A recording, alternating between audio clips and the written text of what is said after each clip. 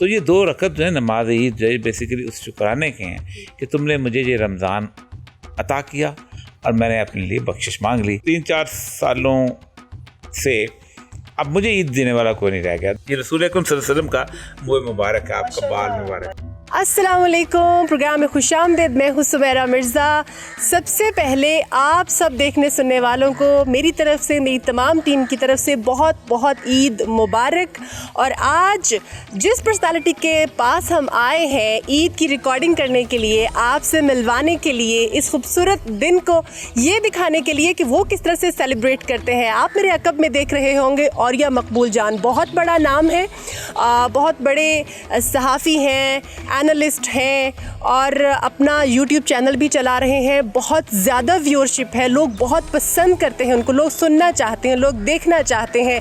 तो हम आए हैं उनके पास ताकि इस खूबसूरत पर्सनैलिटी को हम आपसे मिलवा सकें और आप ये जान सकें कि वो अपना ईद का दिन किस तरह से सेलिब्रेट करते हैं अपनी फैमिली के साथ, अपने बच्चों के साथ, और उनकी एक्टिविटीज़ क्या होती हैं इस दिन पर। और हम उनसे ये भी जानेंगे कि उनकी बचपन की ईदें किस तरह थी, क्योंकि आपने उनको हमेशा से स्क्रीन पर देखा होगा कि वो हमें तज्जिया दे रहे होते हैं, वो पॉलिटिकल जो इश्यूज़ होते हैं उसके ऊपर बात कर रहे, तो इंटरनेशनल इश्यूज़ के ऊपर उनकी बहुत ज़्यादा ग्रिप है, उसके ऊपर बात कर रहे होते हैं। लेकिन आज हम आपको उनसे मिलवाएंगे एक बहुत ही लाइटर मूड में और आपको बताएंगे कि वो अपना ये खूबसूरत जो दिन है ईद का वो किस तरह से सेलिब्रेट करते हैं। आइए मेरे साथ।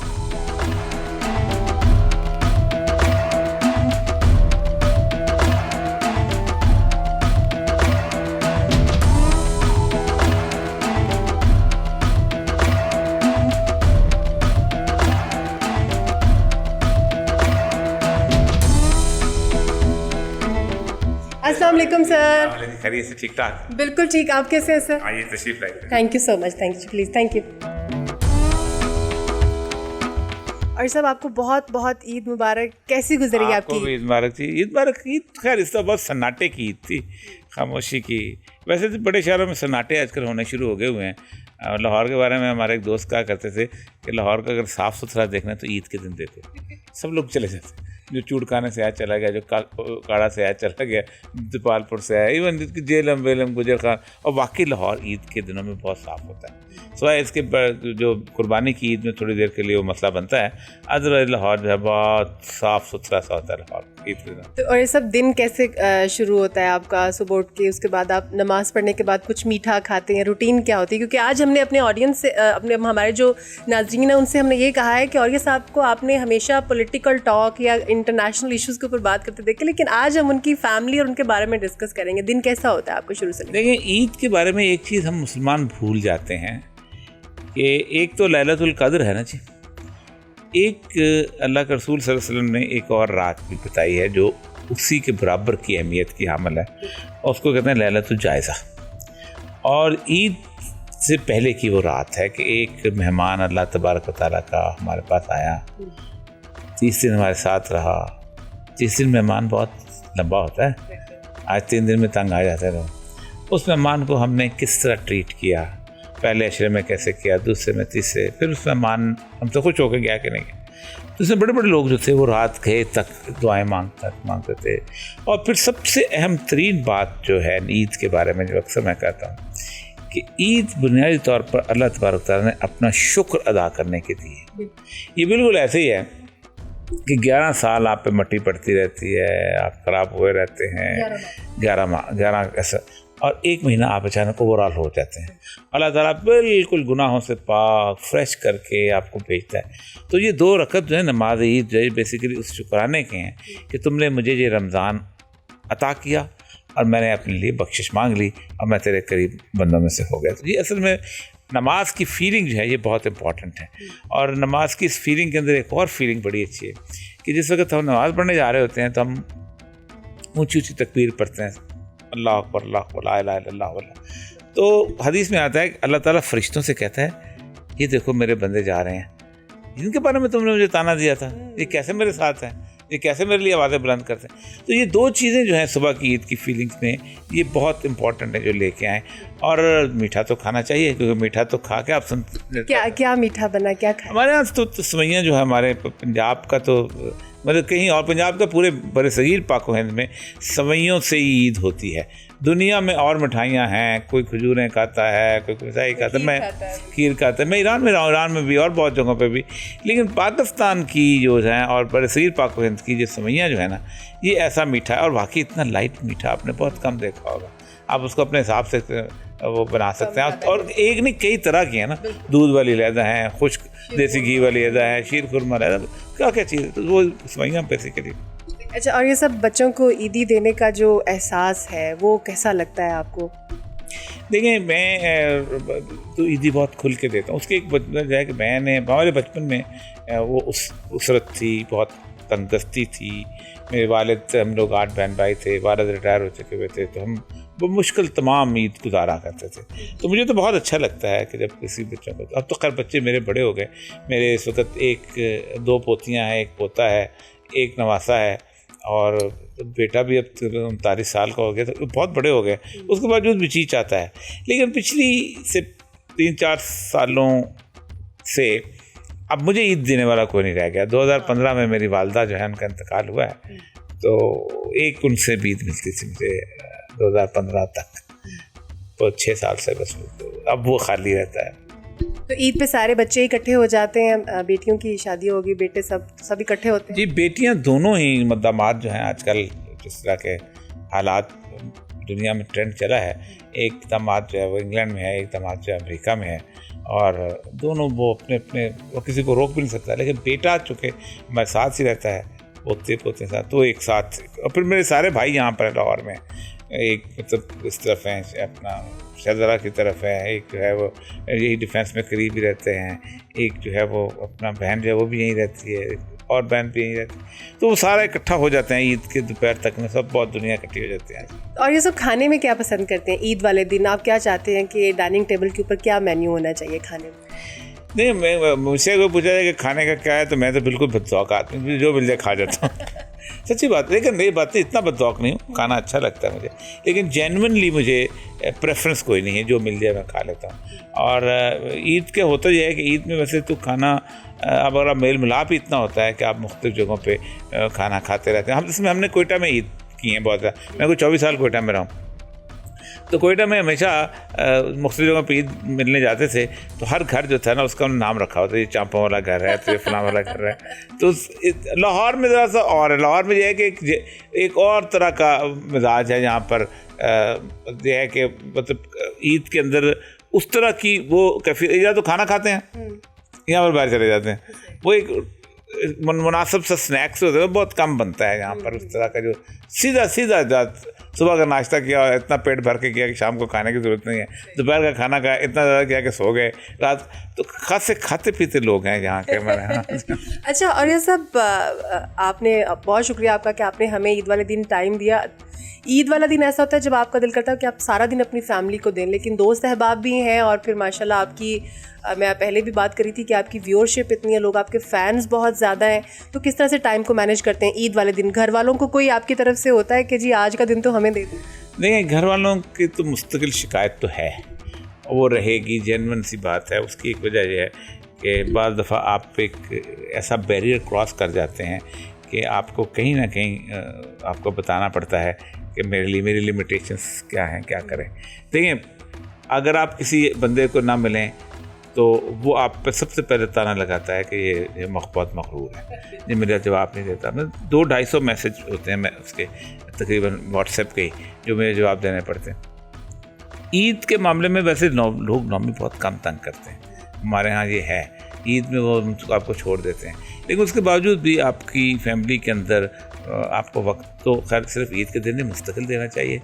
और रोल मॉडल होता है, बाप हो या दादा हो, दादा ख़ासतौर पर बहुत बड़ा रोल मॉडल होता है, नाना बहुत बड़ा रोल मॉडल। बिल गेट्स अभी उसकी डिवोर्स हुई, उसने बड़ी मज़ेदार बात की कि अगर कभी मेरे पास ये ऑप्शन होती तो मैं सिर्फ पोते और पोतियाँ लेता।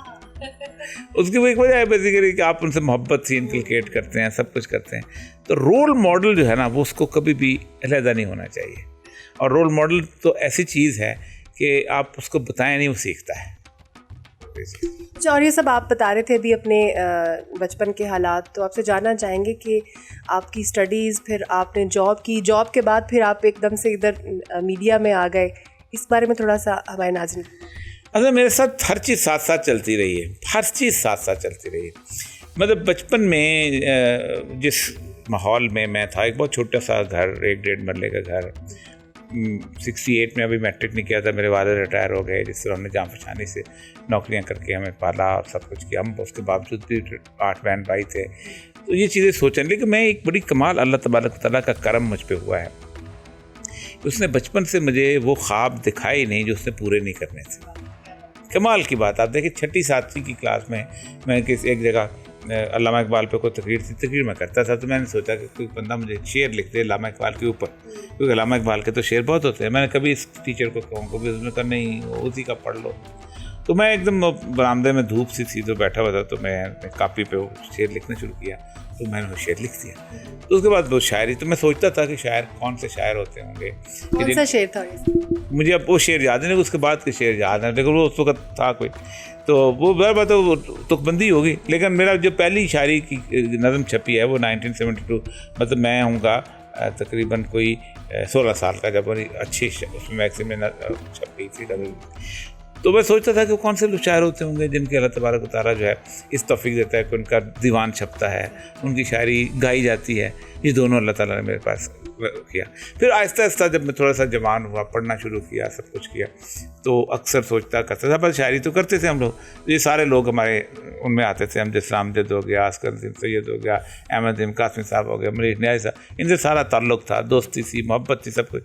तो मैं सोचता था कि लोग टीवी आ चुका हुआ था कि ये बानो आपा से जाया करते थे, इशफाक साहब के घर जाया करते, तो इनके ड्रामे जो हैं जी, मेरा ड्रामा क्यों नहीं आ सकता? तो वो आप सोचें कि अल्लाह तबारक तआला ने 90 ये जॉब के साथ साथ करते ये जॉब करते, मैंने कहा मेरी सारी चीज़ें साथ ही चलती रही। तो ये 91 में मैंने ड्रामा लिखना शुरू किया, और वो भी 17 साल मैंने लिखा। फिर हम लोग ना ख्वाहिश करते थे कि जो मेरा टीचर, 3-4 टीचर थे मुझे बहुत अच्छे लगते थे, तो मैं सोचता था कि काश मैं एमए करके तो टीचर लग जाऊँ, तो मैं यूनिवर्सिटी पढ़ाऊँ। वहाँ कॉलेज के लेवल की सतह की मेरी ख्वाहिश थी कि हमारे टीचर होते हामिद हसन सैयद, हमारे टीचर होते थे प्रोफेसर हसन, बड़े कमाल के टीचर थे। अल्लाह तबारक तआला ने बराह रास्त मुझे यूनिवर्सिटी में टीचर लगवाया, और मैंने यूनिवर्सिटी में पढ़ाया, और वो भी 5-6 साल पढ़ाया। फिर हम जब कॉलेज जाया करते थे तो रास्ते में डिप्टी कमिश्नर का घर होता था। वो बहुत बड़ी लंबी चौड़ी दीवार थी, उसकी दीवार के अंदर से दूर पाकिस्तान का झंडा लहराता हुआ नज़र आता था। अल्लाह सन्नाटा, गनमैन ये वो होते थे।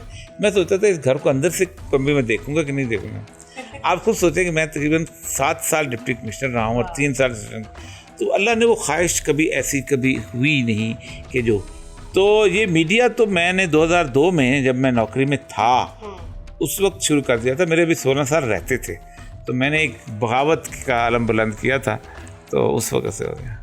सारी चीज़ें पैरेलल चलती रही। हमें जिस जगह पर इस वक्त मैं बैठी हूँ, इधर चारों तरफ माशाल्लाह किताबें किताबें नज़र आ रही हैं, और आपकी दोस्ती का मुंह बोलता सबूत है इनके साथ। तो आपने जब लिखना शुरू किया, मैं जानना ये चाह रही हूँ कि आपकी फ़ैमिली में कोई और भी लिखता था, यानी आपके वालिद या फैमिली में कोई और राइटर था ये, या आप पहले? मेरे वालिद, मेरे ताया और मेरे बड़े ताया तीनों शायर हैं। और मेरे वालिद जैसे अमृतसर में पैदा हुए थे 1908 में। तो मेरी वालदा हमेशा क्या कहती थी, मेरे वालिद जो बड़े ताया थे उनका नाम था अहमद हसन, वो शौकत तखल्लुस करते थे। और दूसरे ताया थे उनका नाम अब्दुल्ला, उनका नाम उनका तखल्लुस अजमत तक। मेरे वालिद साहब हसरत तखल्लुस करते थे, मकबूल अहमद। मेरी वालदा कहती आपने हसरत में रखा है, बड़ा तो दिया कर। लेकिन वो एक उस ज़माने में ना हद बंदे में शायरी का ज़ौक़, और मेरे घर के इर्द गिर्द किताबें बहुत थीं, बहुत ज़्यादा। आप खुद सोचें कि मैट्रिक के बाद जो छुट्टियाँ हुई थी, आप कभी सोच भी सकते हो कि लोगों को कि मैंने कौन सी किताब पढ़ी, तो आप हैरान रहेंगे। मैंने मसलिम मौलाना रूम पढ़ी थी उन छुट्टियों में, मैंने अपना कार्ल मार्क्स की किताब पढ़ी थी, दास कैपिटल पढ़ी थी, इस तरह की चीज़ें पढ़ी थी। तो वो जिनसे मैं बिल्कुल पागल हो गया था, मैं अल्लाह पे ईमान मेरा ख़त्म हो गया था, मैं हर चीज़ से दुनिया जान से बेगाना हो गया था, अजीब गरीब चीज़ हो गई थी। वो आहिस्ता आहिस्ता फिर अल्लाह ताला पे करम किया, मैं वापस फिर मज़हब की तरफ लौटा। लेकिन वो मैट्रिक, आप सोचेंगे मैट्रिक मैंने किया था 1960, 13 साल, 12.5 साल की उम्र में मैंने मैट्रिक किया था। और उस 12.5 साल की एज के बाद आप खुद सोचें कि वो 6 महीने जब मुझे मिले हैं, वो क्या एज होगी, तो मैंने पागल तो होना था ज़ाहिर बात। चलिए, और ये सब आप हमें थोड़ा विज़िट करवा दीजिए।